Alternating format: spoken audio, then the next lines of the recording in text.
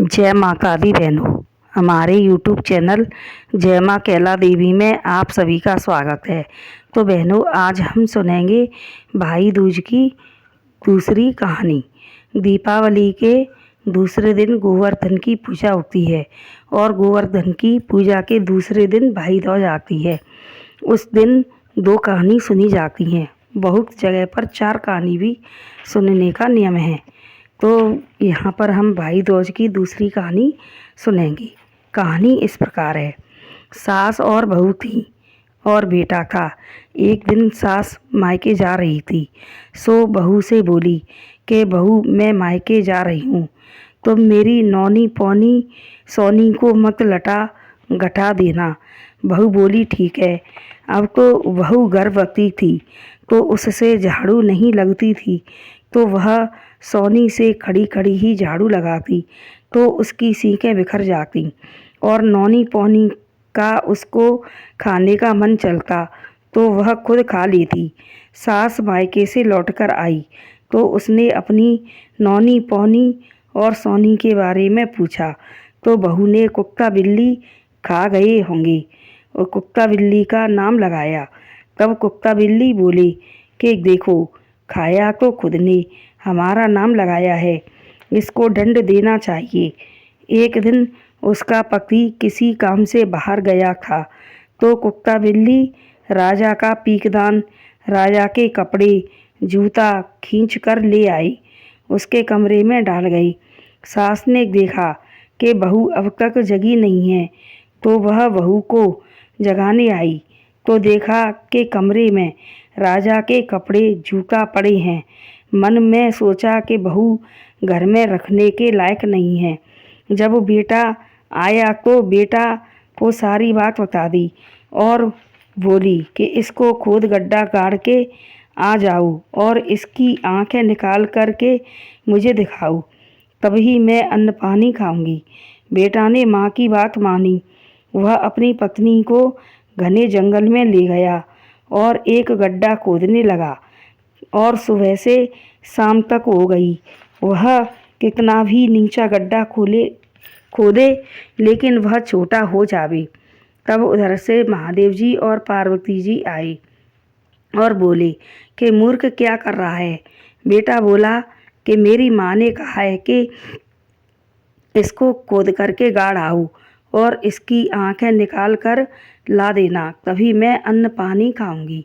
तब महादेव पार्वती जी बोले कि देख, यहाँ की तो वैसे कुछ गलती नहीं है, तेरी बहू गर्भ से है, इसका मन चलता था तो यह नौनी पौनी खा लेती थी और कुत्ता बिल्ली का इसने नाम लगाया है, इसलिए कुत्ता बिल्ली ने इसको दंड दिया है। इसलिए ऐसा कर कि इसे ले जाकर किसी बंद कोठे में बिठाल देना और माँ को मृग की आंखें ले जाकर दिखा देना। तब उसने ऐसा ही किया कि बहू को एक कोठे में जिसमें भूसा भरा रहता था उसमें बिठाल दिया। तब माँ को मृग की आंख लेकर जाकर के दे दी। तब माँ से बोला कि माँ, तेरी बहू मरी है, तब से मुझे भूख बहुत अधिक लगने लगी है। तब माँ बोली, अरे बेटा, कोई बात नहीं है, तू 4 रोटी खाता है तो 8 खाया कर, 8 खाता है तो 16 खाया कर। अब तो वह खूब 8 रोटी खाई, 4 रोटी खुद खा ले और 4 रोटी छुपा ले और बहू को छुपा करके दे आया करे। इसी प्रकार वह बहू को खाना खिलाने लगा। तब दिवाली आई। तब कुम्हारिन उस सेठानी के घर आई और बोली कि सेठानी, मुझे भूसा दे दो कि मैं दीवला को पक्के करूँगी। तब वह बोली कि मैं तो जाती नहीं हूँ भूसा के कोठे में, क्योंकि उसमें बहुत बड़ा सांप घुस गया है।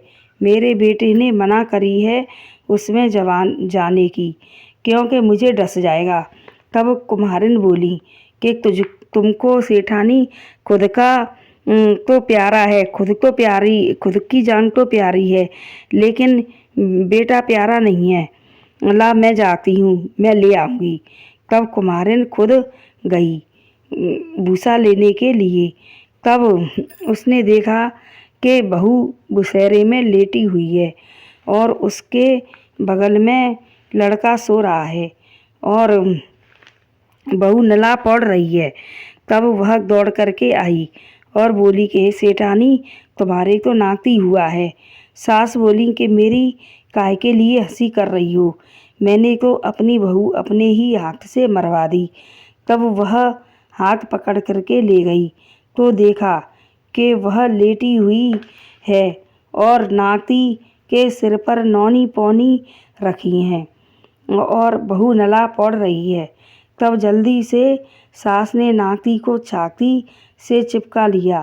तब बहू बोली कि सास, यह तुम्हारे भाग्य से है। तब सास बोली कि नहीं बहू, यह सब तेरे भाग्य से ही है, क्योंकि मैंने तो तुझे मरवाने के लिए भेज दिया था और तेरे ही पुण्य के प्रताप से यह सब मुझे देखने को मिला है। तब उसने खूब अपने गाजे बाजे के साथ बहू और बेटे को लिया और जैसे उस सेठानी के यहाँ नाती हुआ, वैसे सबके कहने सुनने और हुक्का देने वाले सबके यहाँ होवे। बोलो गौज मैया की जय। तो मेरी यह कहानी अगर पसंद आई हो तो हमारे चैनल को लाइक शेयर और सब्सक्राइब करें।